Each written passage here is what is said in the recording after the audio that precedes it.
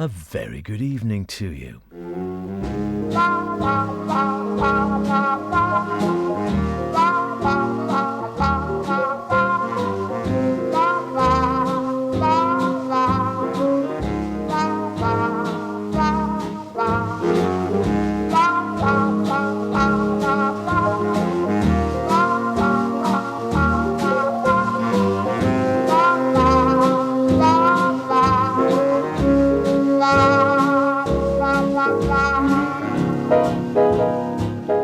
And here we are again on a Friday night, alternating with our sister programme Jumping In. It's H with Sweet and Swing and a pleasure to have your company. What have we got? What about a bit of Mario Lanza? Django Reinhardt, some gypsy jazz, can't go wrong. Teddy Joyce and his orchestra. But to start off, why don't we board that slow boat? No, not the Manhattan. The one that goes to China.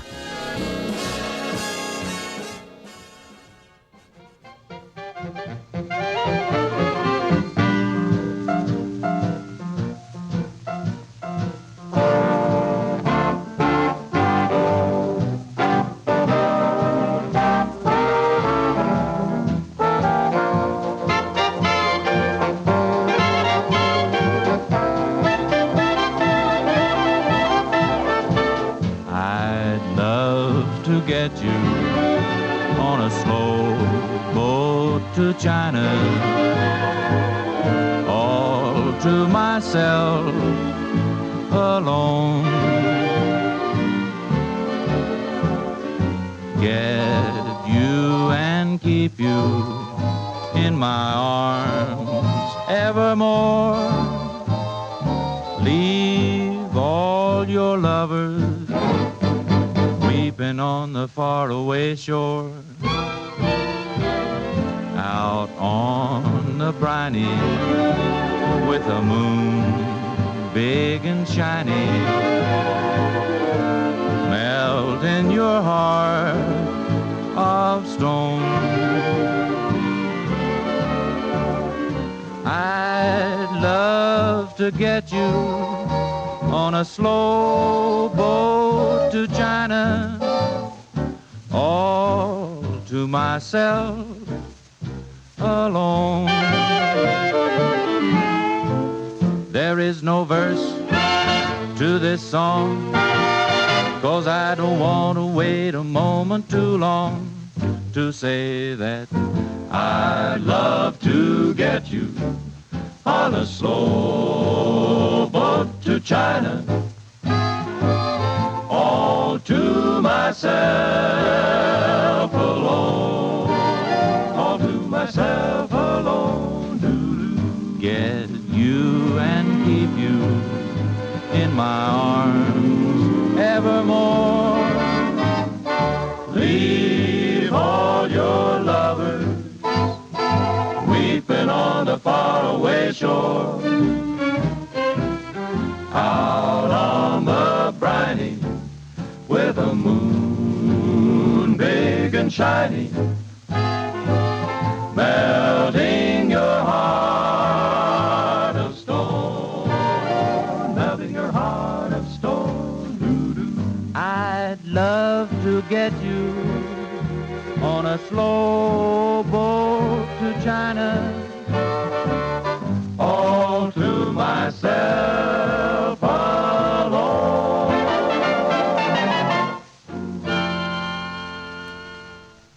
I don't know how long a slow boat to China would take, to be honest with you. Bearing in mind it takes about 4 hours to get across to Liverpool. Slow boat to China? Oh, I don't know. Could be talking weeks, I expect. Freddy Martin.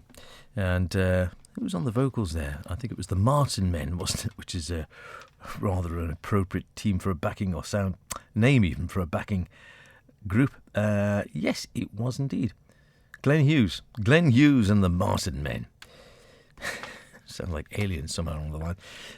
Freddy Martin himself, born in Cleveland, Ohio, in the early part of the 20th century, began playing at an early age, switching from drums over to saxophone, and then was heard by the Lombardo brothers, Guy and Carmen, And with their encouragement, he formed his own band in 1931. It did very nicely, thank you, and established itself on the hotel circuit and through broadcasts, and it appeared in several films. If you cast your mind back, the 1943 Stage Door Canteen. Anyone remember that one?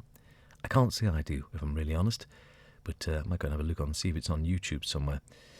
And yeah, Freddie was on that with his band. Plagiarising the classics, very popular in the 30s, and Martin's first big hit was exactly that, an arrangement of the opening theme from Tchaikovsky's Piano Concerto No. 1. Is that dee-dee-dee-dee? Yeah, I think it is, isn't it? He continued leading his band until shortly before his death, which was actually comparatively recent. And by that I mean about 40-odd years ago. But I was still certainly up and running and in my 20s by the time Freddie popped his clogs. 1983. Yeah. He was, I don't know if he was churning out the same music, but he pretty much played right up until the end. Let's whip over from China to Japan.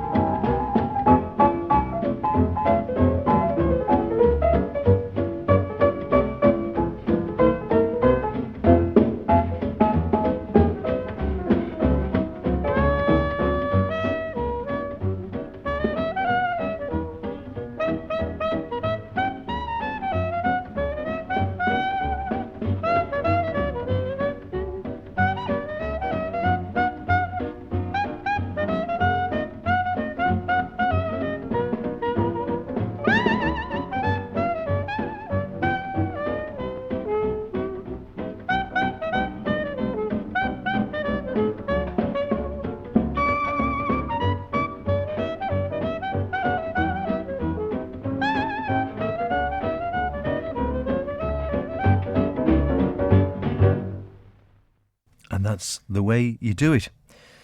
Well, at least that's the way you do it. If you're playing the Japanese Sandman and your name is Freddy Gardner, because that's who was actually featured on that one. Very nice sound indeed too. And Freddie himself, pretty talented guy, and that he played both the reeds on that, if you didn't actually recognise it, in as much as he was playing the, I think, soprano was he starting off on, and then went on to the baritone.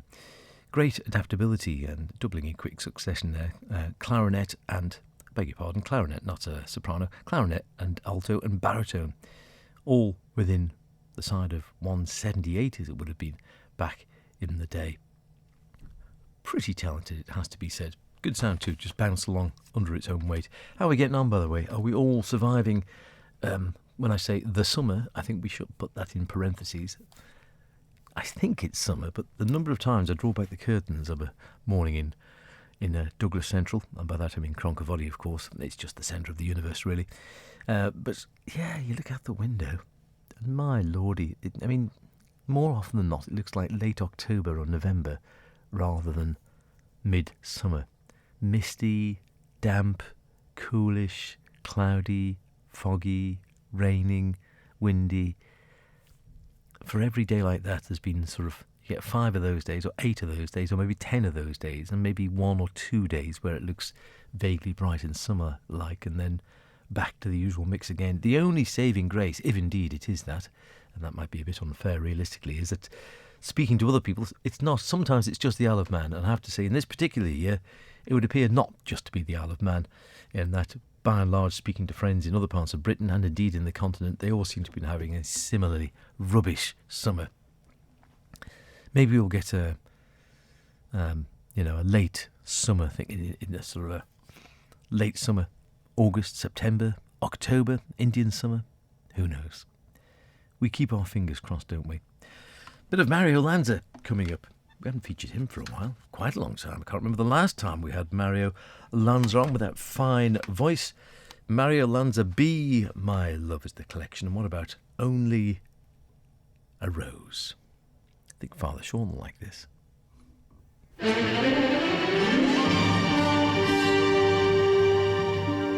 Red rose out of the east, tell the love I love least, who knows? Red rose out of the west, tell the love I love best, love is a rose,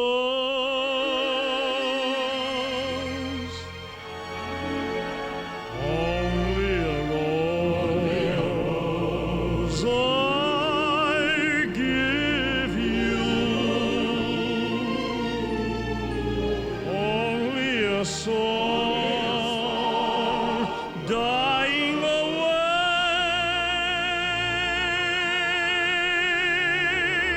only a smile to keep in memory until we meet another day.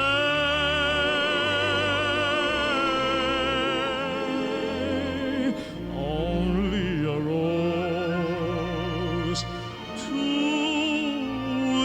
whisper, blushing as roses do. I'll bring along a smile or a song for anyone.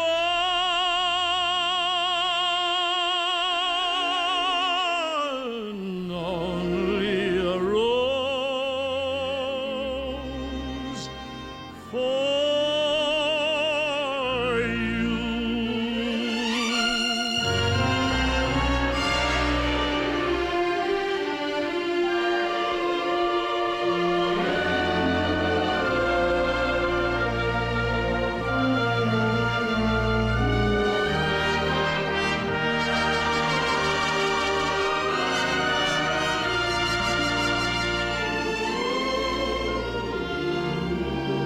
Only a smile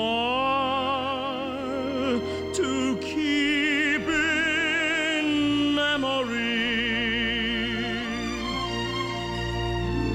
until we meet another day.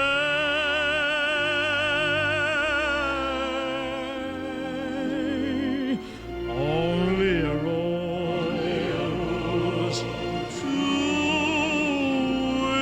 whisper, blushing as roses do. I'll bring along a smile a song for anyone, only a rose for you.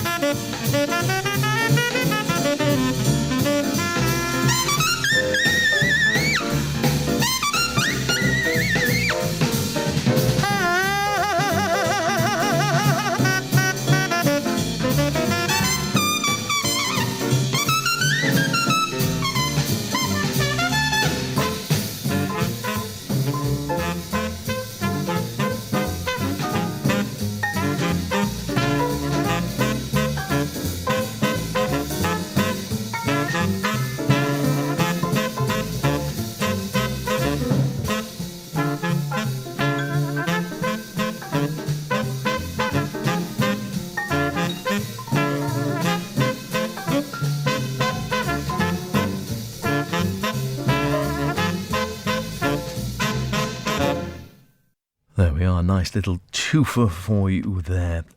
Louis Belson, we just heard there, and his drums. We've been dipping into this collection from our friends at Avid. Louis Belson, 4 classic albums plus, and that was the Hawk Talks. Louis Belson and his drums, Charlie Shavers on trumpet, Selden Powell tenor, Lou Stein piano, Wendell Marshall bass, and of course Louis behind the drums in February of 1955.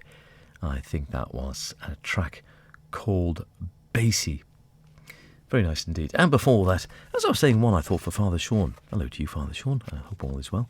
One of the regulars for Sweet and Swing. But correct me if I'm wrong, but I just thought Mario Lanza might be your sort of bag. And we haven't heard much from Mario Lanza on this programme in quite a wee while, I would say, being realistic. One of those stars that sort of shone brightly for a while, then went out fairly quickly in many ways. Massively successful in the 40s and 50s, a very popular Hollywood film star as well as singer in the late 1940s and into the 50s.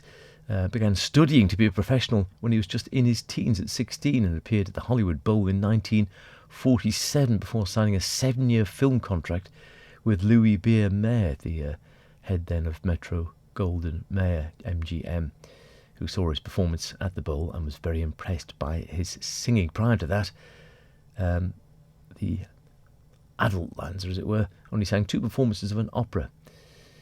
He played Pinkerton in Puccini's Madame Butterfly in New Orleans, would you believe. And his debut for MGM was in That Midnight Kiss in 1949 with Catherine Grayson.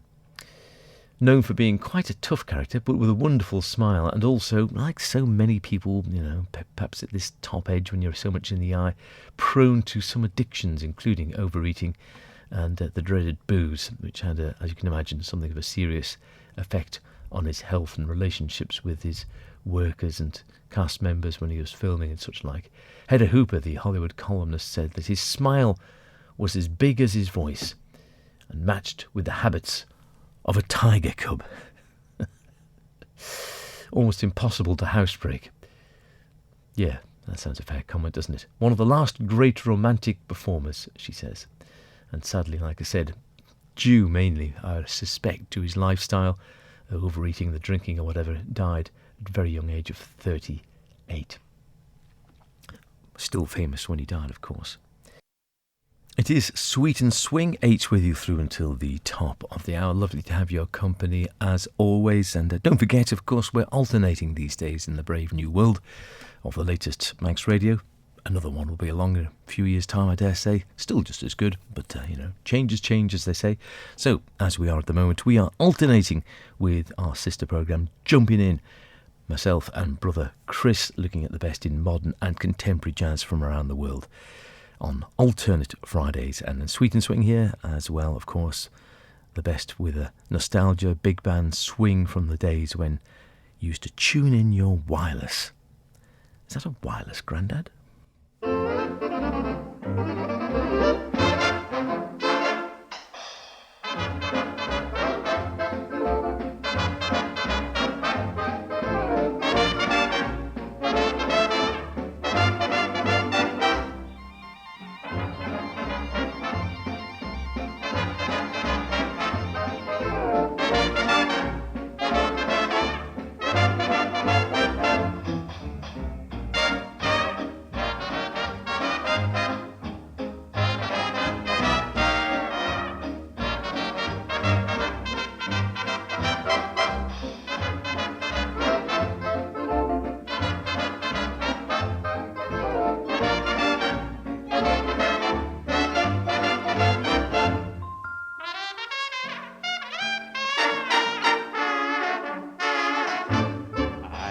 Slept a wink last night. All I could do was think last night. Just wondering why you told me goodbye. I never slept a wink last night. I couldn't even go to bed. Had silly notions in my head. 8 hours or more just walking the floor. I never slept a wink last night. Baby, this is so new to me, baby. What did you do to me, baby? You made it blue for me, you know you did. Now didn't you please make things like they were before, so I can get my sleep once more. We just can't break up, we've got to make up. I never slept a wink last night.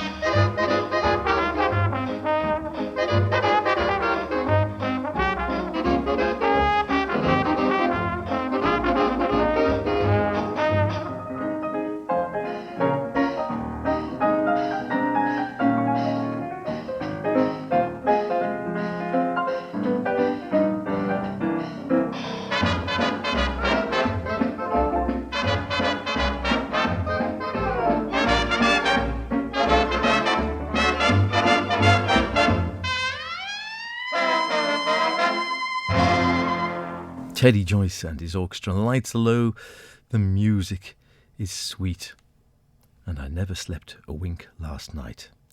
Lots of great tracks on that one. Cavado, Way Back Home, and The Cold Again. I never slept a wink last night. Very good indeed. We hadn't had Teddy on for a wee while. Jack Plant taking the vocals, of course. Jack Plant, an interesting character as well. He could have gone in several different directions. Born not far away from our hometown of Douglas in the Alabama, here in Cheshire. Served in the First World War in the Tank Corps. That must have been a pretty grim sort of experience. Very hot, very noisy, not to say incredibly dangerous, I dare say. And, well, he managed to survive, and he also managed to keep spirits up by entertaining his comrades there, and then began working life in a Manchester soap factory. But was also a very good sportsman and athlete. And in 1920, he had a trial for none less a club than Manchester United. I can hear boos and cheers in equal amount, I dare say. People either love him or hate him, a bit like Marmite, isn't it? But they were red, so it used to be my team when I was a lad, because they were red, and Bobby Charlton played for them. But yeah, he was there. Jack Plant had that trial for Man United in the 1920s. I don't think it worked out, but nonetheless, he must have been good enough to go for it. And then tried his luck in the concert hall, but a prospective operatic career was abandoned when, at the suggestion of Maurice Elwyn, he thought he'd audition for Jack Hilton in the early 1930s, and went on to sing and record over 1,000 sides with more than 20 bands, would you believe? Henry Hall worked with Ensa, Ray Noble, Morris Winnick, Carol Gibbons, Roy Fox, Jack Payne, Harry Bidgood, Jay Wilbur, on and on the list goes. He was there, Jack Plant, singing with them all. And one of the very few he didn't sing with was Ambrose and Charlie Kunz. Well, there you go. You can't sing with everyone, can you? The Velvet Voice, he was often known as, and sang up until his later years as well, and was known to entertain his fellow pensioners in latter years. Good on him, is all I can say. We've been dipping in and out of a collection of Perry Como over the last few weeks, and we'll carry on for another week or two yet. Give it a break and then come back at Christmas. Why not? Got to have Perry at Christmas, haven't you? Where is he today? He's chasing rainbows.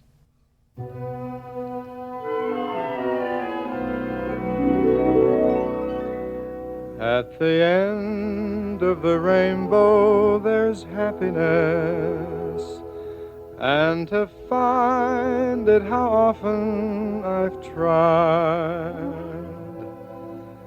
But my life is a race, just a wild goose chase, and my dreams have all been denied. Why have I always been a failure? What can the reason be? I wonder if the world's to blame. I wonder if it could be me.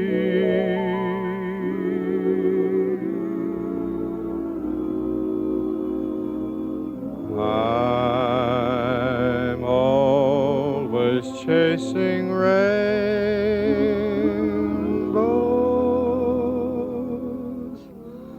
watching clouds drifting by.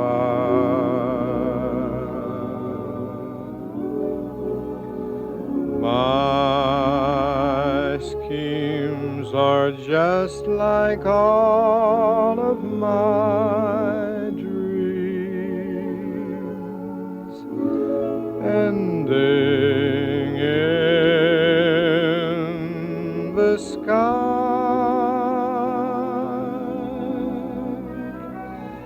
Some fellas look and find the sunshine, I always look and find the rain.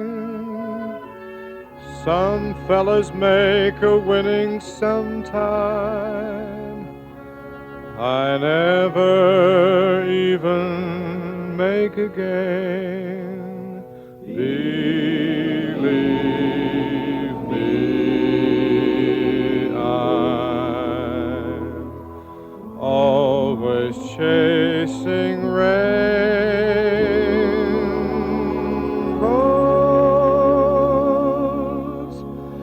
waiting to find a little bluebird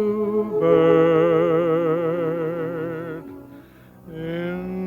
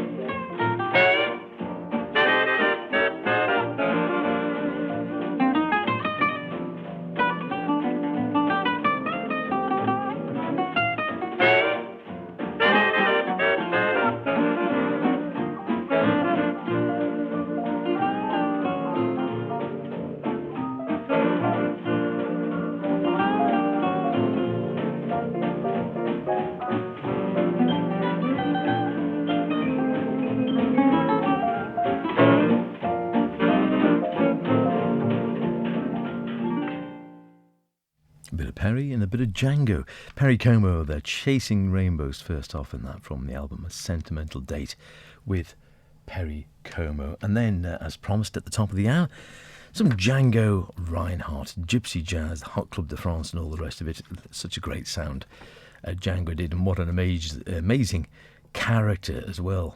Entirely self-taught on guitar and violin and mandolin, and lived very much a sort of a gypsy life. He was always sort of touring in many ways, including throughout the war when he opted to sort of stay after he'd sort of got going musically, but he opted to stay in France rather than going to England like Grappelli did.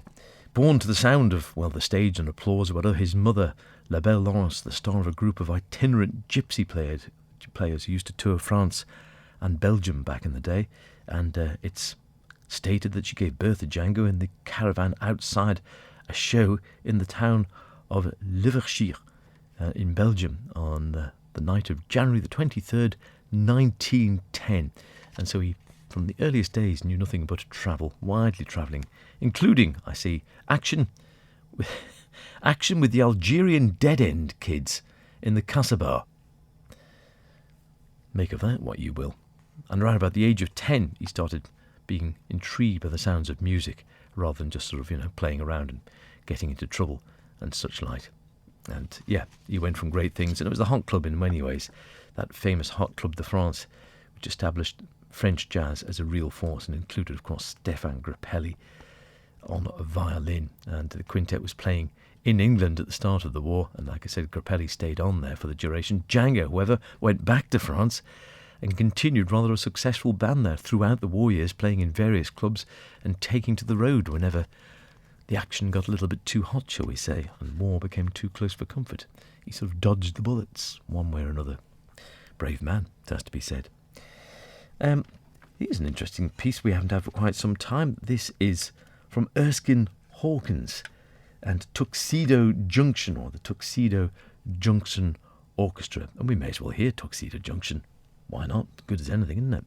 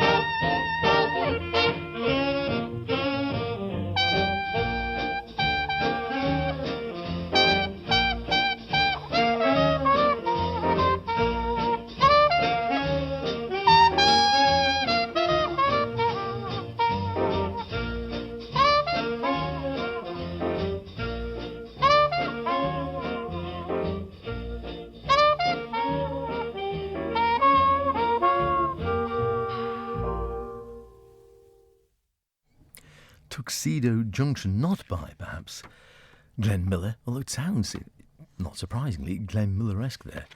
But it was actually Erskine's own tune, the one he had a big hit with in 1939, released by RCA and got to number 7 in the American charts and became his signature tune, of course, for many years, composed by Hawkins and his bandmates Bill Johnson and Julian Dash. Very popular, of course, in the day, in the swing era, Erskine Hawkins. And like I said, Tuxedo Junction didn't do it any harm. But as is often the case, whilst he did very well with it, someone else did rather better. It became his signature tune, like I said, and entered the repertoire as a jazz standard over the years, and was covered by numerous band leaders, American, non-American. But ironically, a rival band eclipsed Hawkins' own recording in 1940, when, yes, you know, Glenn Miller and his boys reached the number 1 spot with their version of Tuxedo Junction. I mean, you'd be pleased, not pleased, wouldn't you? I'm sure he was pleased that the tune became so popular, something he'd penned with his bandmates, but probably a little bit peed off that, you know, he'd been playing it for years. It was his own signature tune, and someone else playing it did better with it than he did. But there we go. That's music for you, isn't it, I guess? And further confirmation, of course, of its popularity provided by the I can't even speak today, Jan Savitz Orchestra, who recorded it and got to number 15 with their version of it. So at least he beat them. In any case, if you can say beat, it's all very subjective, isn't it? You have your own favourites, but I don't think we can get away from the fact that Glenn Miller brought Tuxedo Junction to the greatest popularity. We've had Jack Teagarden in the bags for a few weeks. This was one I unwrapped, would you believe, about 4 or 5 weeks ago. Having spent probably the best part of 7 or 8 years in its wrapping, I thought, my goodness, it's not been played at all by me or the old maestro or anyone else. Jack Teagarden from Naxos Jazz Legends label. It's Time for Tea, some original recordings from 1929 up to 1953. And this is Serenade to a Shylock.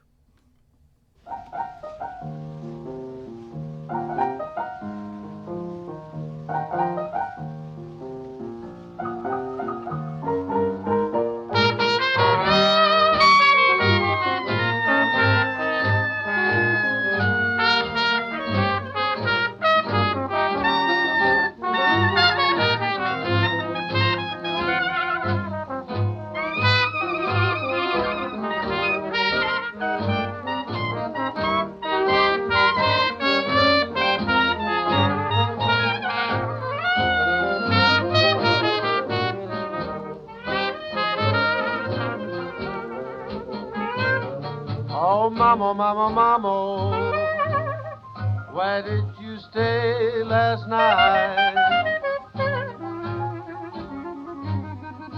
Oh, mama, mama, mama, where did you stay last night? 'Cause when last I saw you, your head didn't look just right. I'm gonna get myself some bricks, Lord, to build my chimney high-yo. I'm gonna get myself some bricks, Lord, to build my chimney high-yo. To keep my neighbor's tomcats from putting out my fire.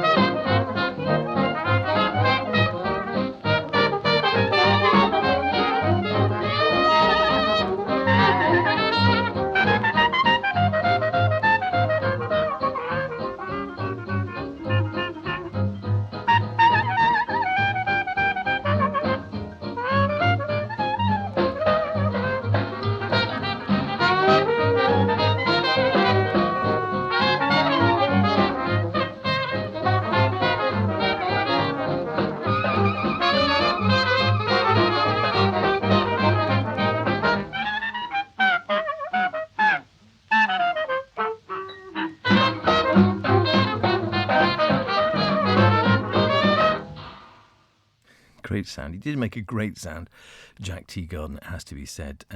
Shylock, Serenade to a Shylock, to be more exact about that. Jack Teagarden and his orchestra, of course, from a jam session at the Commodore, recorded in 1938 in New York. 30th of April, if you're particularly interested. And he had a fairly good long career, because he's playing right up into the 1950s, or late 1950s. I must admit, 1958, the US Department of State sponsored a 4-month tour by the Jack Teagarden Sextet out to the Far East.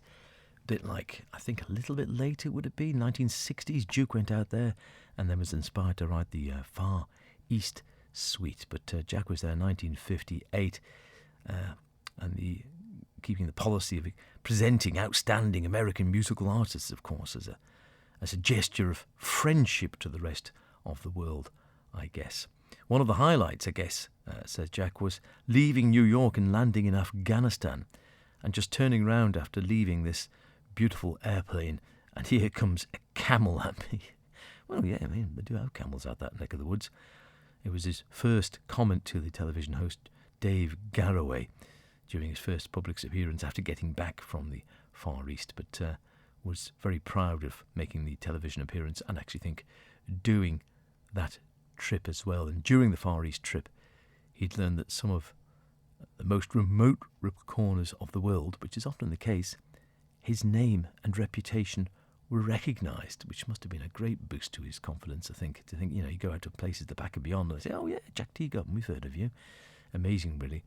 And had served as a missionary in many ways to preserve the legacy of jazz music. So he was rightly proud to be out doing that sort of stuff. Amazing the effect you can have. Let's have a little bit of Billy Mayerl to finish off.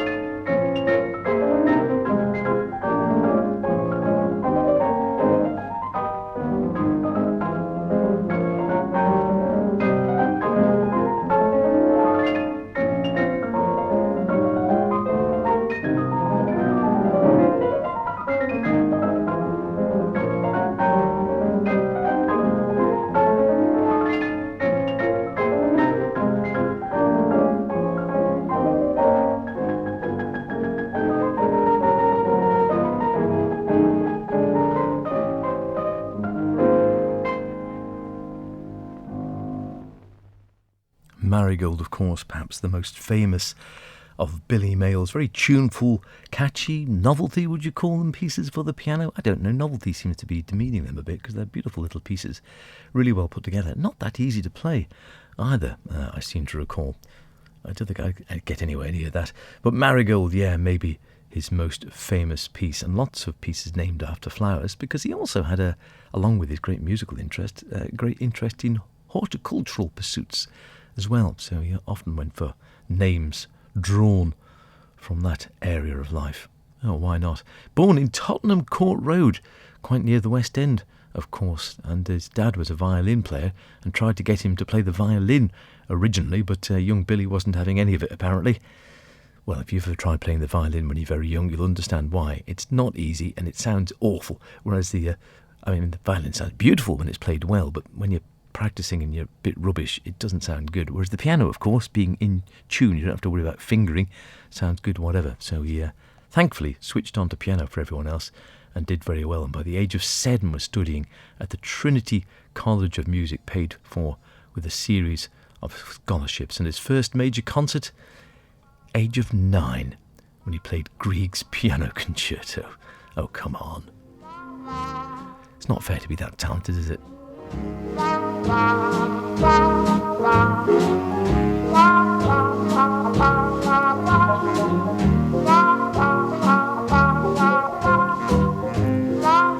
That's about it for this week. Don't forget, Jumping In will be in this slot next week, and we'll be back in 2 weeks' time. Check out Jumping In. You never know, you might like it. I'll see you next time. Cheerio.